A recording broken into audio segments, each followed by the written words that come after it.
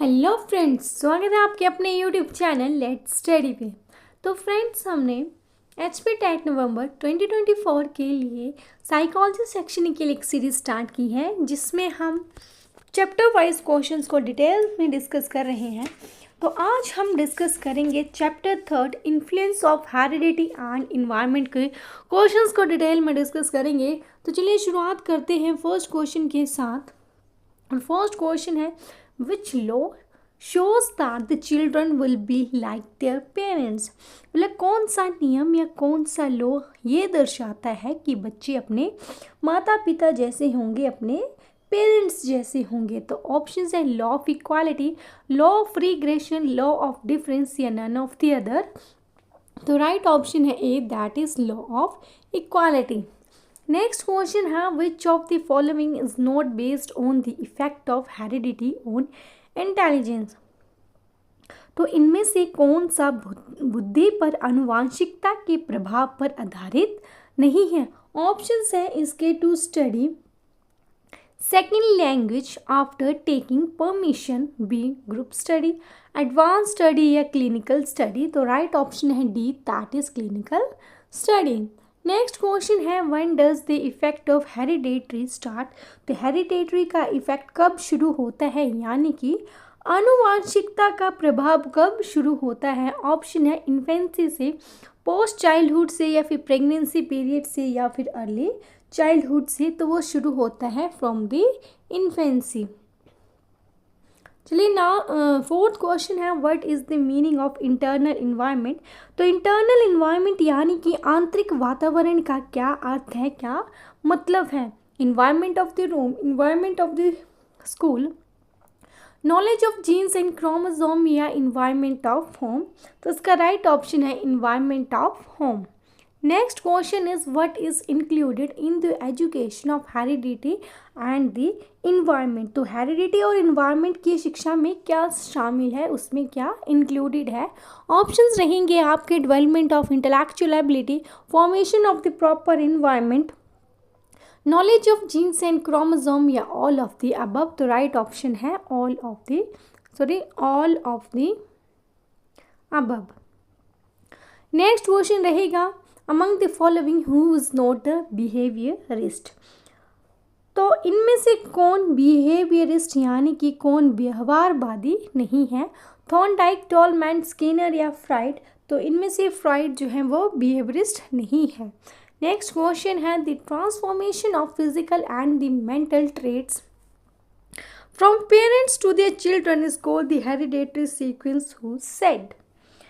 तो जब माता पिता यानी जब पेरेंट्स से बच्चे में फिजिकल और मेंटल ट्रेट्स यानी कि शारीरिक और मानसिक गुण आते हैं, तो उसे हेरिडेटरी सीक्वेंस कहा जाता है। ये स्टेटमेंट किसने दी।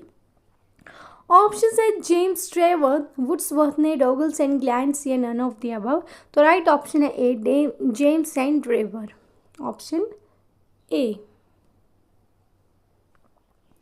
चलिए बढ़ते हैं अब हम नेक्स्ट क्वेश्चन की तरफ।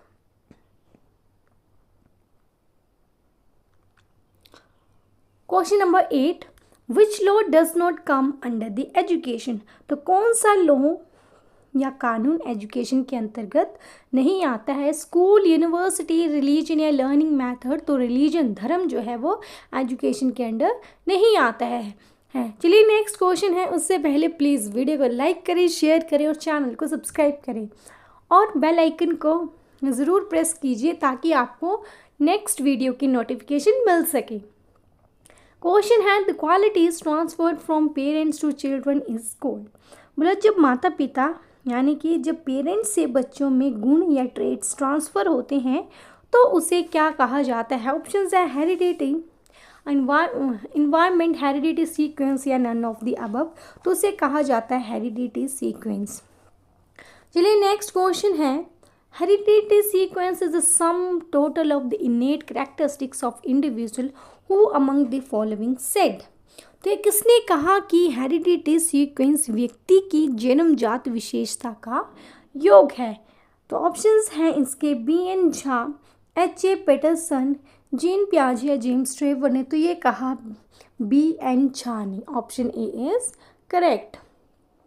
नेक्स्ट क्वेश्चन है which is not the influence of heredity, इनमें से कौन सा हेरिडिटी का प्रभाव नहीं है, उसका इफेक्ट नहीं है। Influence on physical trait, influence on growth, influence on character, या फिर नन ऑफ दिस। तो ये सभी के सभी हेरिडिटी का इन्फ्लुएंस है, but none of this right option है। तो चलिए नेक्स्ट क्वेश्चन है the education that the child receives in a family is. तो क्वेश्चन है फैमिली में यानी परिवार में जब बच्चे को जो शिक्षा मिलती है उसे क्या कहते हैं, फॉर्मल, इनफॉर्मल, नॉन फॉर्मल या सेमी फॉर्मल। तो उसे कहते हैं इनफॉर्मल, उसे कहते हैं इनफॉर्मल। नेक्स्ट क्वेश्चन है the development is related with the time and changes is. तो बोले डेवलपमेंट टाइम और चेंजेस से रिलेटेड है। ऑप्शंस है इसके फॉर्म, वैल्यू, सीक्वेंस या ऑल ऑफ दिस। तो all of this correct answer रहेगा। नेक्स्ट क्वेश्चन है to determine the development of any child emotions are important factors, literal meaning of emotion. तो question number 14 में आपसे पूछा गया है कि जब किसी भी बच्चे के विकास को निर्धारित करने के लिए भावनाएं यानी कि इमोशंस एक अहम रोल, एक इम्पॉर्टेंट रोल प्ले करती है, तो आपको बताना है कि यहाँ पे इमोशंस का मतलब क्या है। Excited situation, fast speed, anger situation या फीलिंग। तो राइट ऑप्शन रहेगा A, that is excited situation. चलिए नेक्स्ट क्वेश्चन है the mental, physical, emotional development of the child are which factors of his development for of process. तो बच्चे का mental, physical, emotional development, उसके development process के कौन से कारक हैं। ऑप्शंस है इंटरनल फैक्टर, एक्सटर्नल, बोथ या none of these above.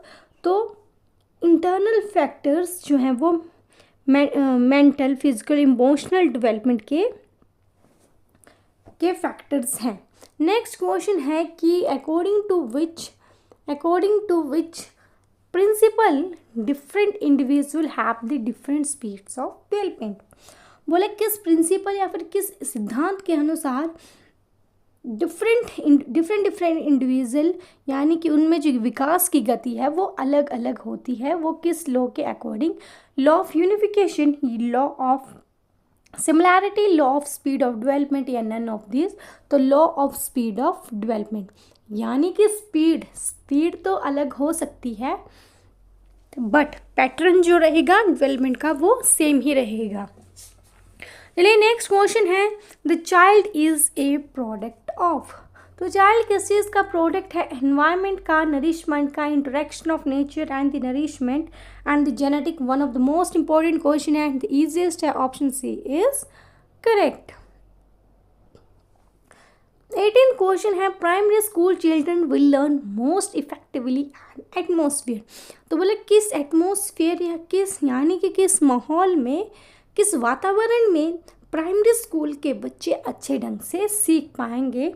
Options हैं when the emotional needs are met and they feel that they are valued. Option A ही करेक्ट होगा। तो वो उस वातावरण, उस माहौल में अच्छे से सीख पाएंगे जहाँ पे उन्हें लगेगा कि उनकी जो इमोशनल नीड्स हैं और उनकी वैल्यूज नीड्स जो है फुलफिल हो रही हैं, वहाँ पे वो बच्चे अच्छे ढंग से सीख पाएंगे। चलिए बढ़ते हैं नेक्स्ट क्वेश्चन की तरफ। उससे पहले प्लीज़ वीडियो को लाइक करें, शेयर करें और चैनल को सब्सक्राइब करें। क्वेश्चन है an 8-year-old girl shows the exceptional sporting ability, both of her parents are sports person and send her for coaching every day and trained her on the weekend. तो बोला कि एक 8 साल की लड़की है और उसमें जो है वो स्पोर्टिंग एबिलिटी है यानी कि वो स्पोर्ट्स में बहुत ज़्यादा अच्छी है और उसके पेरेंट्स भी स्पोर्ट्स पर्सन्स हैं और वो अपनी लड़की को ज़्यादा ट्रेन करने के लिए उसे कोचिंग देते हैं और हर वीकेंड पे उसे ट्रेन करते हैं। तो उसकी जो सपोर्टिंग एबिलिटी है वो अच्छे से कैसे विकसित हो रही है, किसकी वजह से हो रही है। तो ऑप्शन है हेरिडिटी एंड इन्वायरमेंट। तो उसका ऑप्शन फर्स्ट ही करेक्ट हो जाएगा, हेरिडिटी एंड इन्वायरमेंट से। अब कैसे, क्योंकि उसकी जो एक तो उसे हेरिडिटी यानी कि उसको अपने पेरेंट्स से क्वालिटी या फिर गुण मिला है कि उसकी वो स्पोर्ट्स में अच्छी होगी और उसे इन्वायरमेंट भी वैसा ही प्रोवाइड कर रहे हैं ताकि उसके स्पोर्ट्स में और ज़्यादा वो अच्छी हो सके। तो तो ये दोनों चीज़ें मिलके हेरिडिटी, अगर हेरिडिटी और इन्वायरमेंट मिल जाए तो बच्चे का विकास, उसका डेवलपमेंट अच्छे ढंग से होता है। चलिए बढ़ते हैं नेक्स्ट क्वेश्चन की तरफ। क्वेश्चन है heredity shows its influence in this stage of. तो क्वेश्चन 20 में पूछा गया है कि हेरिडिटी किस अवस्था में अपना प्रभाव दिखाती है या फिर किस स्टेज में अपना इन्फ्लुएंस दिखाती है। ऑप्शन है इन्फेंसी, चाइल्डहुड, अर्ली चाइल्डहुड या अडल्ट पीरियड में। तो इन्फेंसी स्टेज में हेरिडिटी अपना प्रभाव दिखाती है। Option A is correct. चलिए नेक्स्ट क्वेश्चन है in a progressive classroom setup the teacher facilitate learning by providing an environment that. तो बोला प्रोग्रेसिव क्लासरूम में, यानी कि एक प्रगतिशील कक्षा में टीचर्स को ऐसा इन्वायरमेंट या फिर ऐसा वातावरण या ऐसा माहौल क्रिएट करना चाहिए जिससे कि बच्चे अच्छे से सीख पाते हैं। तो ऑप्शन है इसके promote discovery, restrictive, discourage, inclusive या एनकरेज दी रेपिटेशन। तो राइट ऑप्शन रहेगा प्रमोट डिस्कवरी। तो एक प्रोग्रेसिव क्लासरूम में टीचर को ऐसा इन्वायरमेंट क्रिएट करना है जिससे बच्चा अच्छा से सीख पाए, जिससे कि बच्चे में एक डिस्कवरी की भावना उत्पन्न हो सके। Promote discovery, option A is correct. Next question है which among the following is the principle of heredity. तो इनमें से कौन सा हेरिडिटी का प्रिंसिपल या उसका सिद्धांत है। Law of regression, law of difference, law of equality या ऑल ऑफ द अबव। तो right option is all of the above. चलिए नेक्स्ट क्वेश्चन है personality is the combination of. तो पर्सनालिटी किसका कॉम्बिनेशन है, हेरिडिटी का, सोसाइटी का, environment का या हेरिडिटी और इन्वायरमेंट का। तो पर्सनालिटी हेरिडिटी प्लस इन्वायरमेंट दोनों का ही कॉम्बिनेशन है, क्योंकि हेरिडिटी और इन्वायरमेंट दोनों ही इंडिविजुअल की या फिर बच्चे की ऑल राउंड डेवलपमेंट या फिर उसके पर्सनालिटी को अच्छे ढंग से डेवलप करती हैं। नेक्स्ट क्वेश्चन है the transmission of traits from parents to offspring is called. तो क्वेश्चन नंबर 24 में बोला गया है जब माता पिता से यानी कि पेरेंट्स से बच्चों में जो गुण ट्रांसफ़र हो रही हैं उसे हम क्या कहेंगे। क्या उसे इन्वायरमेंट कहेंगे, क्या उसे जीन्स कहेंगे, क्या उसे हेरिडिटी या होम्योस्टेसिस कहेंगे। तो जब भी पेरेंट्स से बच्चे में ट्रेट्स या फिर क्वालिटीज़ या गुण जाते हैं उसे हम हेरिडिटी बोलते हैं। Option C is correct. Question number 25 बोलता है कि law of equality is based on. तो लॉ ऑफ इक्वालिटी यानी कि समानता का नियम किस पर आधारित है। ऑप्शन है children will develop like parents, children will develop according to society, children will develop according to family या children will develop according to the school environment. तो समानता का नियम ये बोलता है कि बच्चे अपने माता पिता की तरह ही विकसित होते हैं। Children will develop like the parents, option A is correct. Next question है less intelligent parents have the least intelligent childrens. बोला गया है कि अगर ये किसने कहा है कि अगर पेरेंट्स कम बुद्धिमान होंगे तो उनका बच्चा भी कम बुद्धिमान होगा। And highly intelligent parents have highly intelligent children. और अगर पेरेंट्स का IQ लेवल या फिर उनका इंटेलिजेंट लेवल बहुत अच्छा है तो बच्चा भी इंटेलिजेंट होगा। ये स्टेटमेंट किसने दी, गोडगार्ड ने, फ्रैंक ने, पेयल ने या वॉटसन ने। ये दी गोडगार्ड ने, option A is correct. Next question है main principle of heredity are. तो हेरिडिटी के मुख्य या फिर मेन प्रिंसिपल्स बताने हैं कितने होते हैं, तो वो होते हैं 3, ऑप्शन ए इज करेक्ट।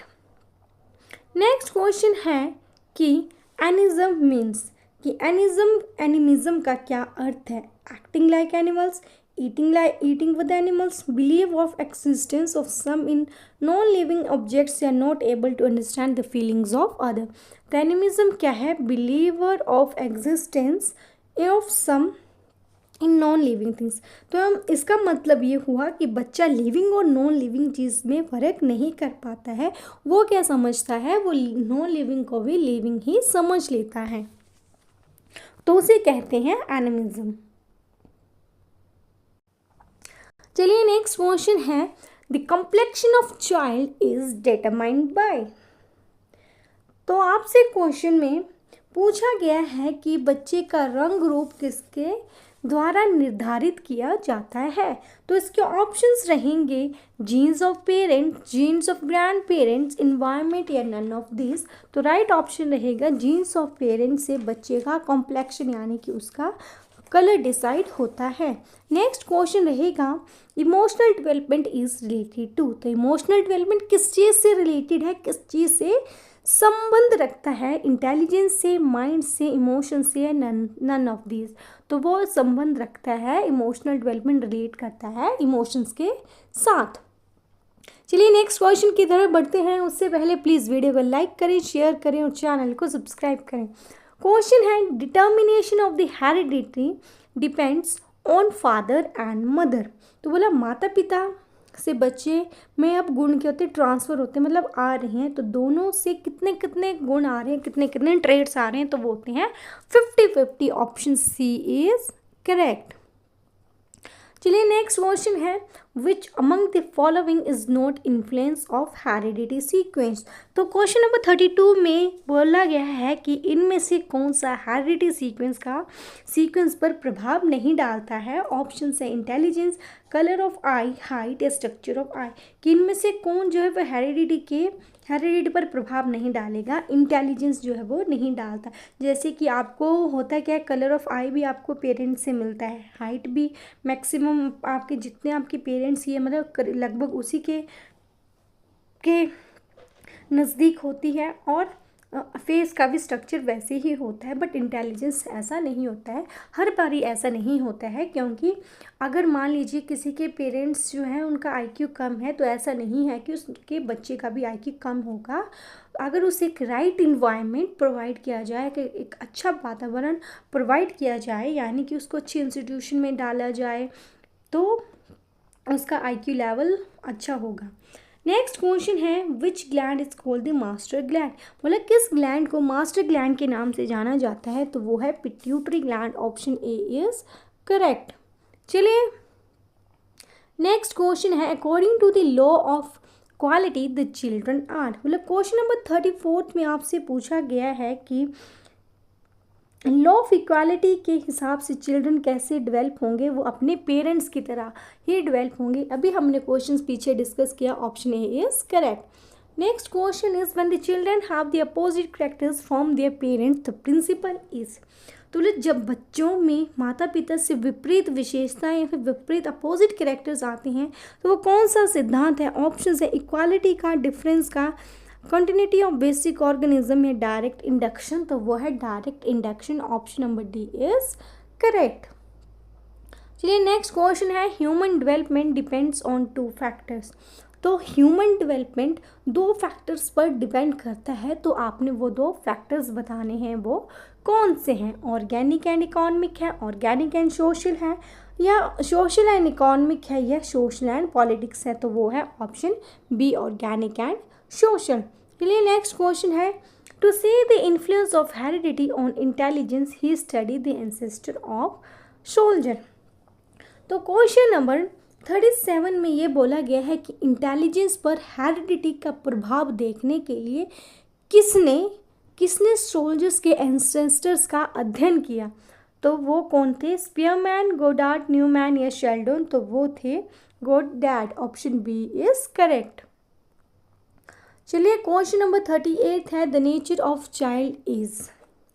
तो बच्चे का स्वभाव किस तरह का होता है, मदर की तरह, फादर की तरह, या दोनों की तरह, या ऑल ऑफ द अबव। तो होता है बोथ की तरह, मदर एंड फादर की तरह, according to both. Next question है determinants of the individual differences in a human being related to.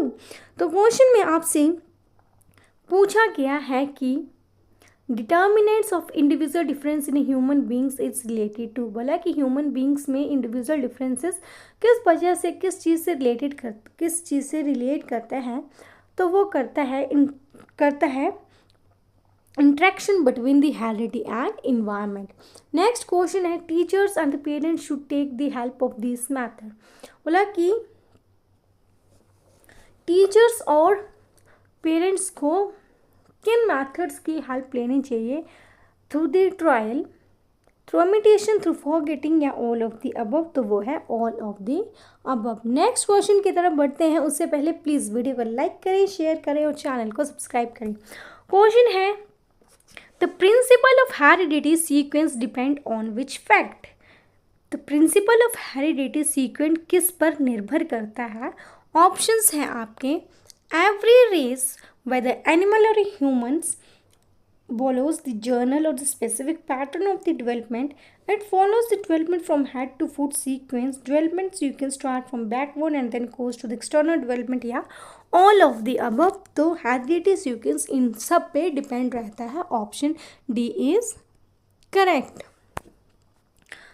तो चलिए बढ़ते हैं अब हम नेक्स्ट क्वेश्चन की तरफ। क्वेश्चन है the work of teacher for the mental development is. तो बच्चों की मेंटल डेवलपमेंट को डेवलप करने के लिए टीचर्स को क्या करना चाहिए?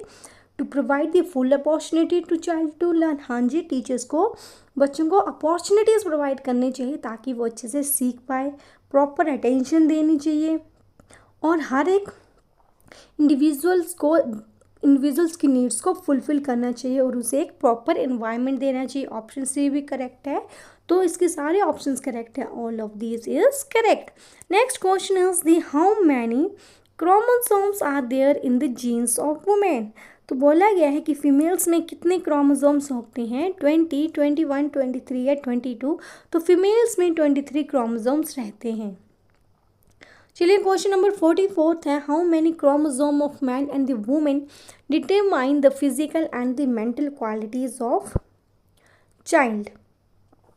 तो मैन और वुमेन के कितने क्रोमोसोम्स बच्चे के शारीरिक और मानसिक गुणों का निर्धारण करते हैं?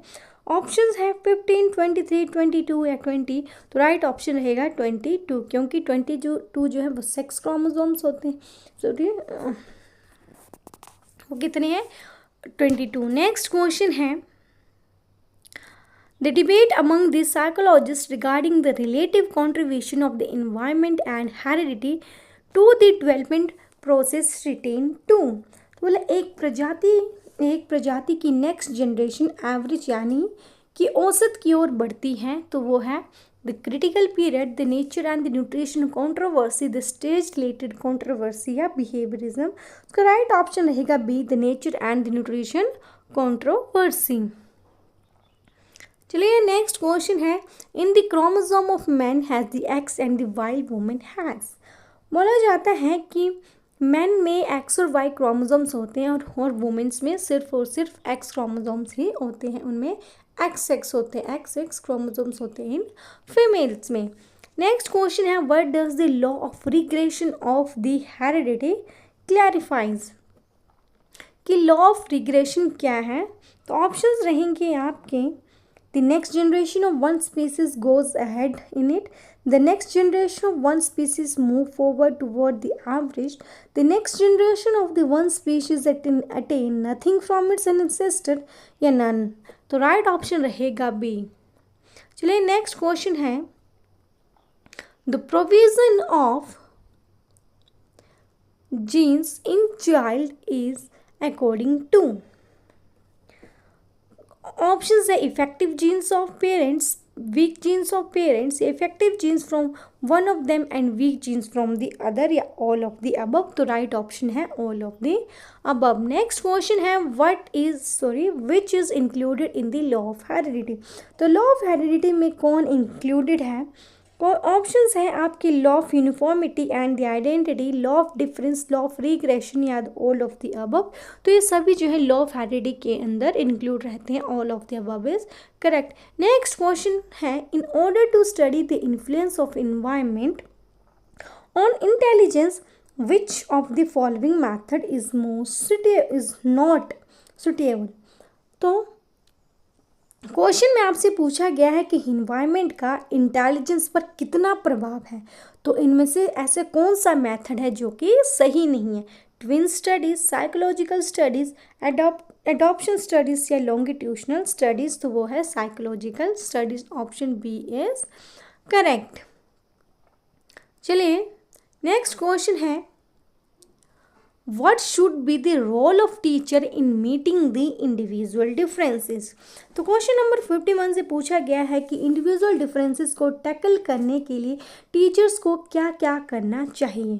तो try to know the abilities, interest and the aptitude of individual. हाँ, टीचर्स को बच्चे के इंटरेस्ट, एप्टीट्यूड के बारे में जानना चाहिए। ट्राई टू एडजस्ट, हाँ बच्चे को करिकुलम के अनुसार एडजस्ट करना, यानी कि उसकी नीड्स को फुलफिल करना चाहिए। बोथ ए एंड बी या नन ऑफ दिस, तो ये दोनों स्टेटमेंट करेक्ट है, बोथ ए एंड बी। चलिए नेक्स्ट क्वेश्चन की तरफ बढ़ते हैं। क्वेश्चन है हेरिडिटी इज रिलेटेड टू। तो हेरिडिटी किससे संबंध रखता है, किससे रिलेटेड है? इमोशन से, इनबोर्न इंडिविजुअल क्वालिटीज से, एक्सटर्नल क्वालिटीज से या मोटिवेटेड क्वालिटी। तो हेरिडिटी इनबोर्न इंडिविजुअल क्वालिटी से रिलेटेड है। Next question is which of the following statement is true about the learning. तो क्वेश्चन नंबर 54 में बोला गया है कि इनमें से कौन सा स्टेटमेंट सीखने यानी कि लर्निंग के बारे में सही है। तो ऑप्शंस है learning is fundamentally and mental activity, नहीं। Error made by children indicate that no learning has taken, नहीं। Learning is effective in an environment that is emotionally positive and satisfying for the learner, yes true. Learning is not affected by the emotional factor at any stage, नहीं। तो option C is correct। तो चलिए next question है to childrens born as a twins are brought up at a different places. There is a atmosphere of religion and culture at one place and that of superstition and the recreated attitude at the other. तो question में बोला गया है कि जुड़वा पैदा हुए बच्चे दोनों का जो पालन पोषण है उनका अलग अलग जगहों पर होता है, डिफरेंट प्लेसेस पर होता है। तो एक बच्चे का पालन पोषण धर्म और संस्कृति के माहौल में होता है और दूसरे बच्चे का पालन पोषण दूसरी जगह जहाँ पर अंधविश्वास और रिएक्शनरी एटीट्यूड होता है। तो what will be the effect on the children when they grow up. तो बोला तो बड़े होने पर बच्चों पर इसका क्या असर होगा। ऑप्शन है फिजिकल फैक्टर, सोशल, इकोनॉमिक या कल्चर फैक्टर। तो राइट ऑप्शन है cultural factor, option number D is correct. Next question है environment factors are those factors which came. तो क्वेश्चन नंबर 26 में बोला गया है कि इन्वायरमेंटल फैक्टर्स वो फैक्टर्स होते हैं जो आप कहाँ से आते हैं, वो फैक्टर्स होते हैं जो समाज से आते हैं, जो सोसाइटी से आते हैं। Option A is correct. Next question है which chromosome of a women determine the gender of child. तो वुमेन का कौन सा क्रोमोसोम बच्चे के जेंडर यानी लिंग का निर्धारण करता है। ऑप्शन है 3rd, 22nd, 11th या 23rd। तो वो है 23rd chromosome. Next question is which among the following is a sign of an creative approach method. तो इनमें से कौन सा क्रिएटिव अप्रोच मैथड का साइन है। ऑप्शंस है absent of paper pencil test, no valuation till secondary level, evaluation according demand of student, self evaluation and cognition by student. तो इसका राइट ऑप्शन रहेगा ए। चलिए नेक्स्ट क्वेश्चन की तरफ बढ़ते हैं। उससे पहले प्लीज़ वीडियो को लाइक करें, शेयर करें और चैनल को सब्सक्राइब करें। क्वेश्चन है according to which school environment include all the external function which influence the human life from the beginning. तो बोला गया है कि किस स्कॉलर के अनुसार उसके अकॉर्डिंग इन्वायरमेंट में वो सभी एक्सटर्नल फंक्शन सम्मिलित हैं जो ह्यूमन की लाइफ को बिगनिंग से ही अफेक्ट या फिर प्रभावित कर रहे हैं। ये स्टेटमेंट किसने दी है। रॉस ने, इटनासी, वुड्सवर्थ एंड मार्क वाइस या वुडवर्थ ने। तो ये स्टेटमेंट दी है वुडवर्थ ने एंड द मार्क वाइस ने। नेक्स्ट क्वेश्चन है every child is different in himself, what is the main reason of the statement according to. तो आपसे क्वेश्चन में पूछा गया है कि बताया गया है कि हर बच्चा अपने आप से अलग होता है, मतलब हर एक इंडिविजुअल में इंडिविजुअल डिफरेंसेस होते हैं। तो आपके अनुसार इस स्टेटमेंट का मुख्य कारण क्या है। तो इस स्टेटमेंट का मुख्य कारण है फिजिकल एनवायरनमेंट, जी हाँ। हेरिडिटी, जी हाँ। सोशल एनवायरनमेंट, हाँ। और ऑल ऑफ द अबव। तो राइट ऑप्शन रहेगा ऑल ऑफ अबव। चलिए डिस्कस करते हैं question number 61 which factor are related to environment. तो इनमें से कौन से फैक्टर या फिर कौन से कारक एनवायरनमेंट से रिलेटेड हैं।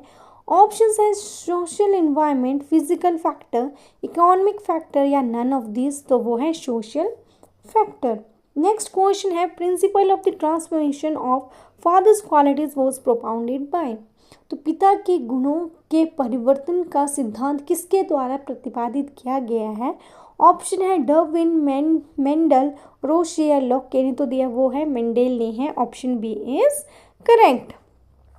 चलिए क्वेश्चन नंबर 63 है what is the cause of Down syndrome among the following. तो निम्नलिखित में से डाउन सिंड्रोम का कारण कौन सा है? Physical injury, unnatural chromosome, face to X-ray या फिर एक्सटर्नल सोशल एस्पेक्ट। तो राइट ऑप्शन रहेगा अननेचुरल क्रोमोसोम। मतलब डाउन सिंड्रोम में ट्राइसोमी ऑफ क्रोमोसोम नंबर 21 हो जाता है। नेक्स्ट क्वेश्चन है कि the colour of the upper layer of the skin of the fish on the upper layer is black and the colour of the lower layer is white due to. तो बोला मछली की, fish की skin की जो upper layer है, skin की जो ऊपरी परत है वो ब्लैक होती है और उसकी जो निचली लोअर लेयर है वो पीली या फिर सफ़ेद होती है। तो उसका कारण क्या है? तो उसका कारण heredity, to live with other fishes, effect of environment या ऑल ऑफ द अबव। तो वो है इफेक्ट ऑफ इन्वायरमेंट। चलिए नेक्स्ट क्वेश्चन है the most important factors influence the human intelligence is. तो इनमें से कौन सा फैक्टर ह्यूमन इंटेलिजेंस को सबसे ज़्यादा प्रभावित करता है? ऑप्शंस हैं आपके heredity, environment, both of above या नन। तो ये दोनों जो हैं वो ह्यूमन इंटेलिजेंस को अफेक्ट करते हैं। चलिए क्वेश्चन नंबर 66 है which of the following factor does not influence the child development. कि इनमें से कौन सा फैक्टर बच्चे के विकास को प्रभावित, बच्चे के डेवलपमेंट को इन्फ्लुएंस नहीं करता है? तो वो है achievement. Option C is correct. Next and the last question is what is the unit of heredity. तो आपको हेरिडिटी की यूनिट बतानी है तो वो है क्रोमोसोम, जीन या फर्टिलाइज सेल या जाइगोट। तो वो है option number B that is gene. Gene. Thank you, that's all for the today's friends. अगर आपको वीडियो अच्छी लगी हो तो प्लीज़ वीडियो को लाइक करें, शेयर करें और चैनल को सब्सक्राइब करें। और अगर आपको किसी भी क्वेश्चन में डाउट है तो आप उस क्वेश्चन को कमेंट बॉक्स में पूछ सकते हो। And please subscribe and support my channel.